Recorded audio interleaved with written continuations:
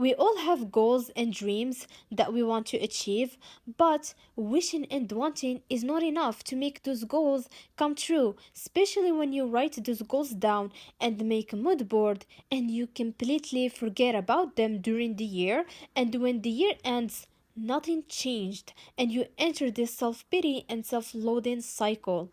That's why in today's episode, I will share with you the approach that I use to achieve my goals. So, the first advice is to group all of these goals that you have into one big goal to connect them together, because whenever you are working on a goal and you are taking steps to achieve it, you will connect those steps to the bigger goal, where those small steps that you take every day are taken for one purpose. And the reason I am saying this is because following this approach will help you to have a focus, because you're like, all of these goals that I'm working on are leading to the achievement of this one big goal, and you start seeing these goals as connected, where an improvement in one area helps and stimulates the improvement of another one. And let me give you two examples to understand the idea that I'm trying to explain.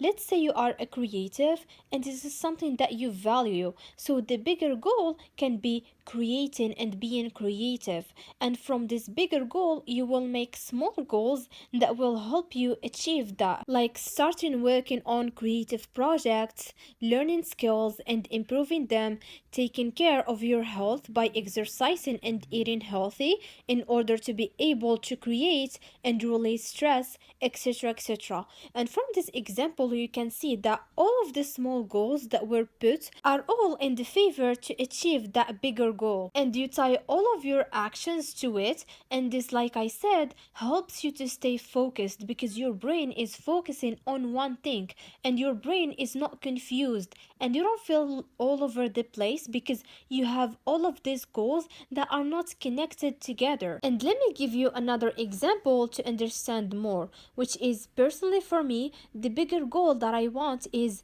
becoming a better learner and be creative, because this is something that I value in this stage of my life. So all of the goals that I'm going to put are going to be in the favor to achieve this. And whenever I have to do something that I hate and I don't care about, like studying for a uni subject that I hate, instead of saying to myself, I should do this, I try to connect it to the goal by telling myself, me putting an effort into trying to understand this subject will help me to practice all of the steps that will help me become a better learner, and this make it less painful to do. Also, another example is eating healthy. Instead of saying to myself, I should eat healthy, I connect it to the bigger goal by saying to myself, me eating healthy will help me to focus on the things that I learn and have an energy to create. And this makes me want to do it, because now I have a reason that motivates me to do it and care for it. And you can do that with your goals as well.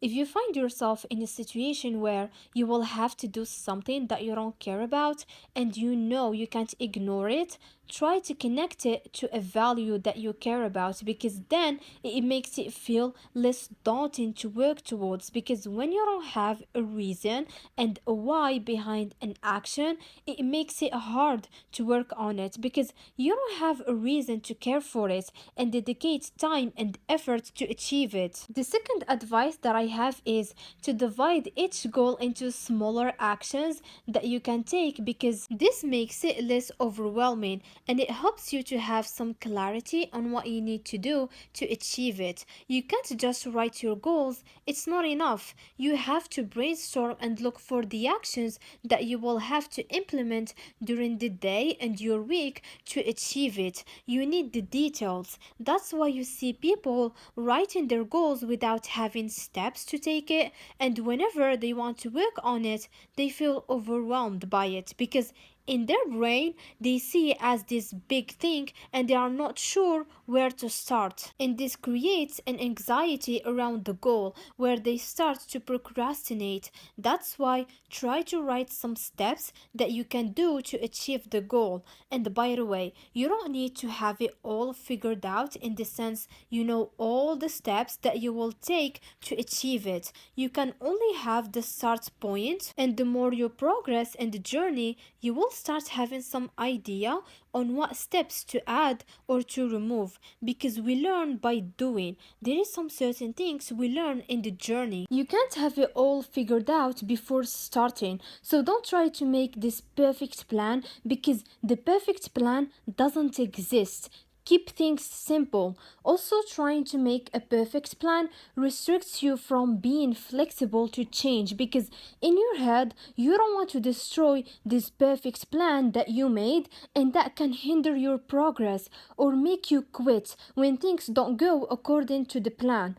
The more you try to control something, the more anxiety you feel about it, because you will keep coming up with more things to control, and you will put too much energy into planning than executing. Your journey is dynamic and flexible. During the year, you will drop some goals that you put in the beginning of the year because they don't resonate with you anymore, and you changed your opinion about them. And also, you will add some goals throughout the year as well. Some people feel like they have to figure out everything they need to achieve in the end of December, and they can't do it throughout the year, which is far away from the truth.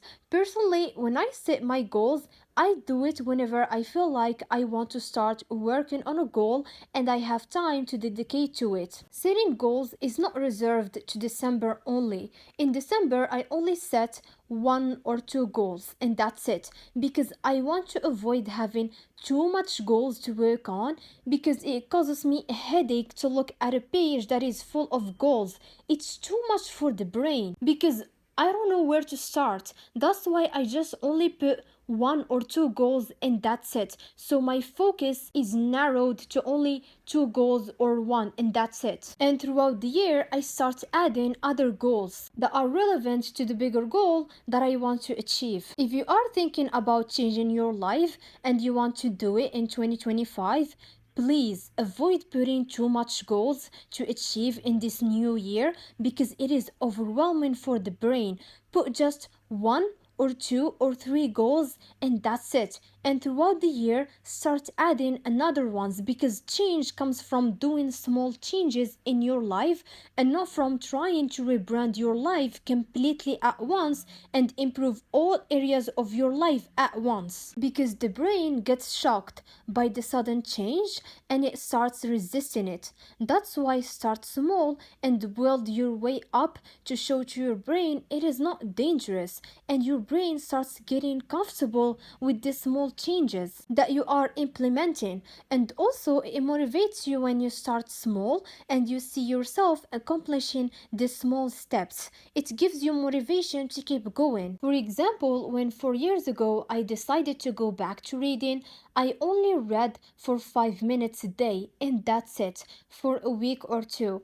And that motivated me to read more than 5 minutes, because I was like, I can read for 5 minutes. It's not that much. I did lower the bar that I had to meet for myself in the beginning to get motivated. And with time, I started reading more than 5 minutes. And after 4 years, I am still consistent with reading. Don't make the bar high for yourself in the beginning, because you are setting yourself up for failure, because you're still not familiar with what you want to work on. Lower the bar at the beginning and slowly start rising it the more you grow. Some people are so ambitious at the beginning to the point that they raise the bar that they have to meet for themselves, and this just sets them up for failure, because when they don't meet that bar they did put for themselves, they think that they are a failure and they are not good enough. And this makes them quit because they are demotivated to work on it. That's why if you are a beginner in something, lower the bar that you have to meet for yourself. The next advice is to be grateful for the things you've achieved and what you currently have, because when you are in this constant state of I have to achieve more to be satisfied with what I have, and what I'm doing is not enough, you start coming up with more things you don't have, and you ignore what you have, and you forget to appreciate the progress and things you have achieved, and you start living in lack instead of abundance, and you start getting discouraged to keep going because you feel like what you're doing is not enough and you need to do more, and you never feel satisfied with anything you do. That's why it is important to include gratitude in your daily life, to start noticing all of the beauty and small things that you overlook every day, and also to notice the progress that you are having, because it is so easy to fall into this trap of constant improvement where you just want to improve and improve and improve, and you forget to actually pause and be grateful for the progress that you are having and just existing. Remember that you can't be improving all the time. Sometimes you need some time for existing and enjoying life outside of your goals by having hobbies and having social interactions or going to nature. Don't underestimate the importance of these things, because if you are constantly working, it will lead to a burnout where you can't even get up and do something. During my day, I try to have some time for my hobbies or going for a walk or going to social settings, because it helps me to get energy to work and also break routine of just working and chasing my goals, where I don't feel like my days are repetitive, where the only thing I do is work. From my personal experience, I noticed that having a period of time where I was just chasing my goals was beneficial, but at a certain point, it started messing up with my brain, because the only thing that I was doing is just chasing my goals, and I did not have social interactions or something that I was doing outside of my goals, and I was stuck in this cycle of wanting to improve more and more and more, and at a certain point it just became exhausting to improve all the time. I just wanted to rest and have something that I'm doing outside of my goals, and also have social interactions, because at a certain point this lack of social interactions was messing up with my brain and my well-being, because at the end of the day we are human beings and we need social interactions. So please don't underestimate the importance of having social interactions and hobbies and things that you are doing outside of your goals. The next advice is to have a weekly or a monthly reflection, where you reflect on what you've achieved so far and what are the things you need to work on or change. If you are procrastinating on something, why are you procrastinating? And what are the small steps you can take to overcome that procrastination? These reflections that you do helps you to take a step back and look at your month or week from a fresh perspective, and keep yourself in track and in check, to know what you achieved and be proud of it, and also to know what you did not achieve and take the necessary steps and actions to work on it. These reflection sessions help you sometime to put things into perspective and notice if there is something that you need to change in your mindset or your approach to working, and see if there is some underlying fears and anxieties that are stopping you from taking action, or to notice some self-sabotaging behaviors that you are doing because of some beliefs that you hold, and also notice some habits that you are doing that are not good for you, and see what actions to take to undo and unlearn these habits. It is important to bring these things to your awareness to change your behavior. For example, this year I had this fear of talking to people, and I was stopping myself from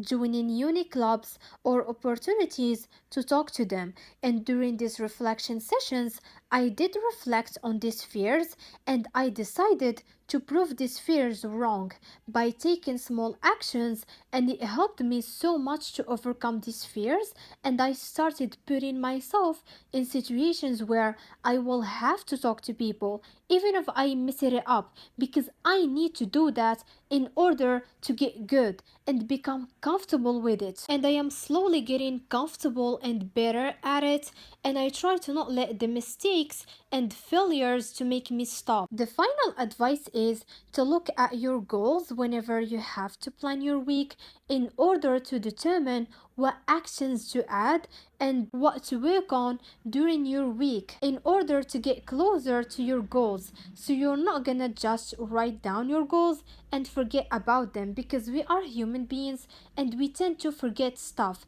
That's why it is important to always look at your goals whenever you're trying to make a plan in order to not forget them. Each week, you will try to add actions you're going to implement because progress comes from the accumulation of good actions that will get you to your goal, because not all actions you will take will get you to your goal, and being busy doesn't equal being productive and getting closer to your goal, because there are some people who do actions that will not help them get closer to their goal, and they waste their time working on things that distract them from the goal. And it is important to be aware of that, and in order to know that, ask yourself, is this action that I will add to my week will get me closer to my goal or not? Or am I just keeping myself busy? And if you don't know the answer, you can look online for people who achieved what you want to achieve and see what they have done that led them there,